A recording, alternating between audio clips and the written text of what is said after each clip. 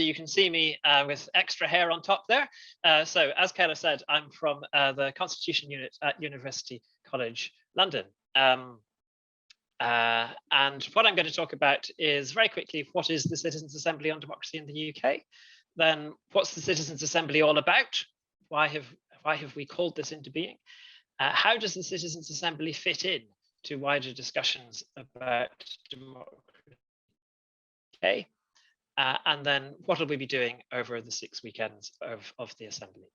So what is the Citizens' Assembly? Well, as Kayla said earlier, the Citizens' Assembly essentially is you. You are the members. You are the Citizens' Assembly. So you are 74 people, as it turned out, from all across the UK. And as Kayla said, you really do reflect the makeup of the adult population in the UK. So you are from every part of the UK. You are slightly more women than men, just as in the population as a whole. The youngest of you is 18, the oldest over 80. There are people among you who have university degrees. There are people among you who have learnt mainly through the School of Life. So you reflect the diversity of the UK in so many different ways. And you'll be meeting over 6 weekends to think, to listen, to talk, to work out what you think, and then to make recommendations. And I've been involved in a number of these citizens' assemblies over the last few years. And I can tell you, it's just an incredible experience. It's a fantastic thing to be part of.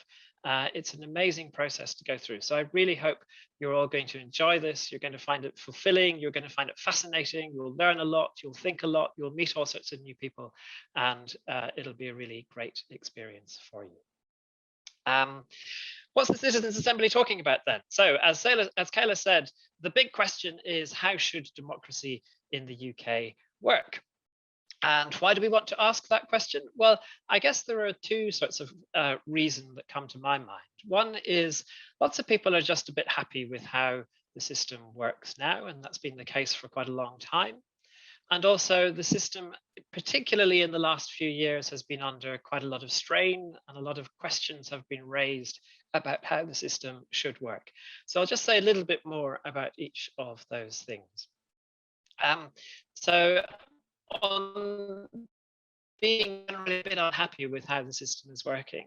So the Citizens' Assembly is part of a wider project, as Kyla said, looking at attitudes to democracy in the UK. And we also ran a big survey of the UK population over the summer, in which we asked people lots of questions. And one of the things that we asked people was about whether they trust various different bits of the political system. And you can see there, only 23% of people, so that's just under a quarter of people, said that they trust the Prime Minister. Just a little bit more of the UK Parliament, civil service, and a bit more of the court system. So there are lots of other people who either said they didn't trust these parts of the system, or they said they weren't sure, or they weren't sure whether they trusted. So that suggests there's a lot of people who feel quite distant from our key parts of our democratic system.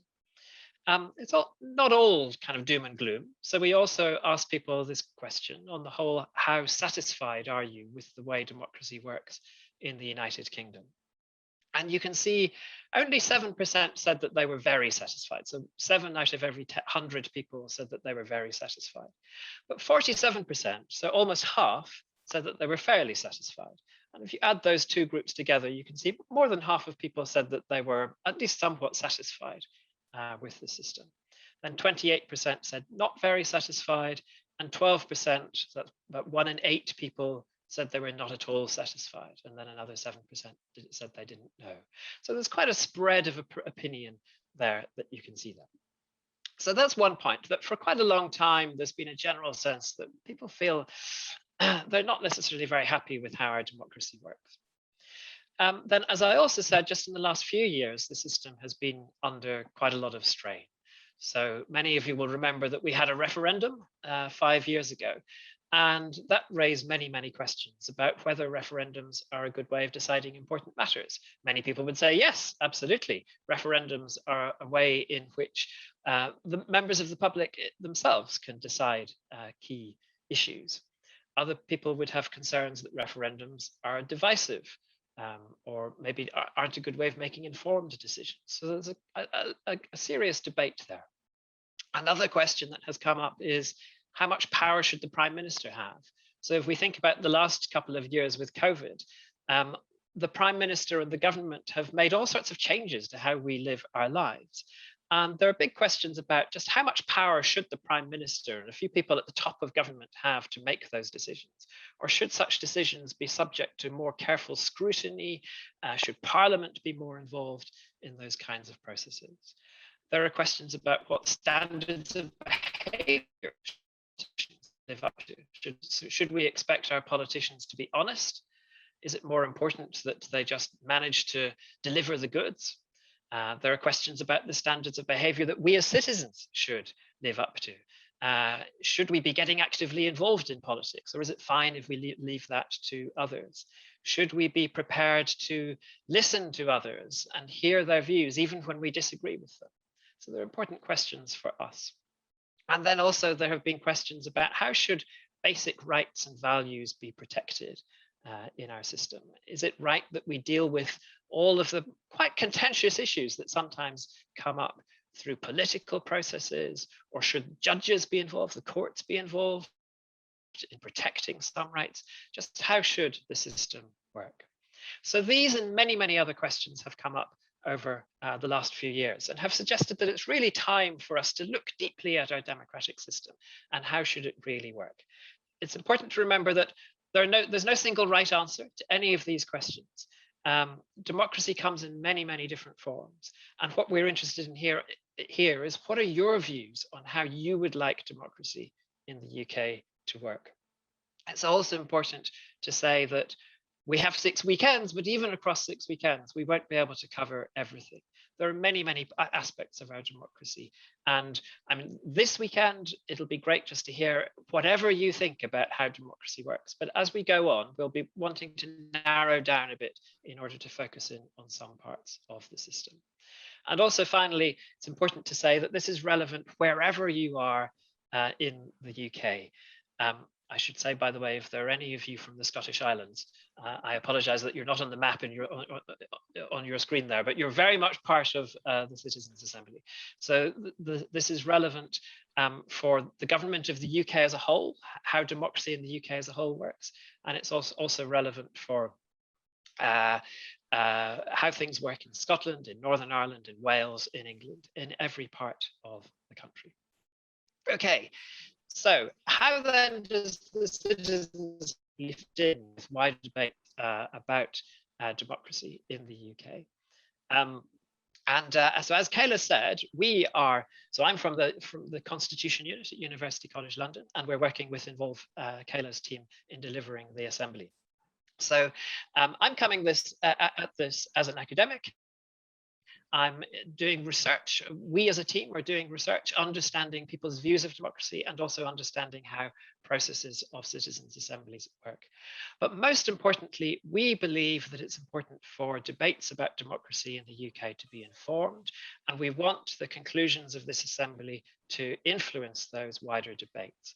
And just to illustrate the degree to which there is wide interest in how the Citizens' Assembly is working and what it says, we have an advisory board who we have been meeting with over the summer to talk about how we should set up this assembly.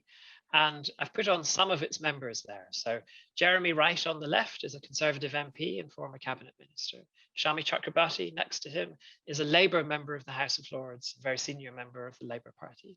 Joanna Cherry is a Scottish National Party MP. Jonathan Sumption is a former judge of the Supreme Court and a very prominent thinker about our democracy. Anand Menon is a very senior academic and, again, a very prominent commentator about how our politics works. And Francis Foley is a Democratic campaigner and campaigner on many other things. And they're just a selection of some of the people in our advisory board. And that just illustrates the degree to which there is great interest among politicians, among all sorts of people who have the power to put things into effect. There's great interest in what you say. So at the end of the Citizens' Assembly, we'll be putting together a report that will contain your recommendations and your words, and we will present that report to people in parliaments and in governments in London, in Edinburgh, in Belfast, and in Cardiff, and we'll be speaking with campaigners all around the country and trying to make sure that your voice is heard as much as possible.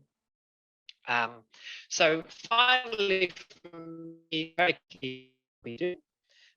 So Kayla said already at this weekend, we have some introductions just to get to understand how the Assembly works, get you meeting each other.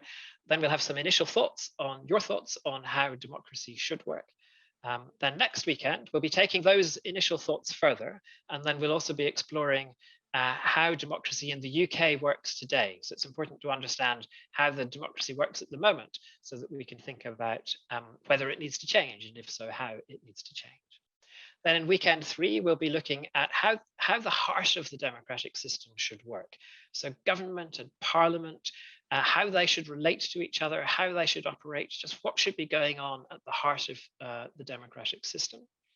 Weekend 4, we'll be looking at the roles that the public can play. Should we have more referendums? Are there other ways in which people should be able to get involved in the democratic process? Weekend 5, we'll look at that question that I mentioned earlier on how should we protect basic rights and values? And then finally at weekend 6, we'll be tying it all together. You'll be able to draw out conclusions. Hopefully we'll also have a great celebration of all that we have achieved over the course of the Assembly. So that's a very quick introduction to the Assembly. And now I will hand back to Kayla.